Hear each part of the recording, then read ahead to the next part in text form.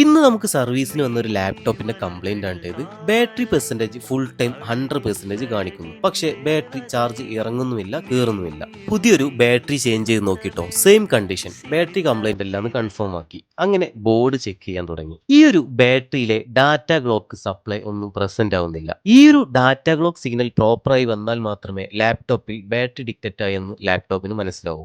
ഈ ഒരു supply produce ചെയ്യുന്നത് ലാപ്ടോപ്പിലെ സ്റ്റെപ്പ് ഡൗൺ കൺട്രോളർ IC ആണ്. ഈ ഒരു ICയിൽ നിന്നും നേരെ ബാറ്ററി കണക്ടറിലേക്കാണ് സപ്ലൈ വരുന്നത്. പക്ഷേ ഇതിനിടയ്ക്ക് ഒരു ഡയോഡിന്റെ പ്രൊട്ടക്ഷൻ ഉണ്ട്. ഈ ഒരു ഡയോഡ് വീക്ക് ആയതുകൊണ്ടാണ് ഇതിലെ സപ്ലൈ വരാത്തത്. അങ്ങനെ അത് ചേഞ്ച് ചെയ്തു, അവിടെ ഒരു UV ലൈറ്റ് ഒക്കെ വെച്ച് ഫിക്സ് ചെയ്തു. ഇതിനുശേഷം ബാറ്ററി ചെക്ക് ചെയ്തപ്പോൾ പഴയ പോലെ തന്നെ 1% മുതൽ ചാർജ് അപ്പ് ആവാൻ തുടങ്ങി. ഇപ്പോൾ ഇതാ 5%. അങ്ങനെ ഈ ഒരു കംപ്ലൈന്റ് സൊല്യൂഷൻ ആയി. നേരത്തെ മിസ്സായ സപ്ലൈ എല്ലാം ഇപ്പോൾ വന്നു തുടങ്ങി.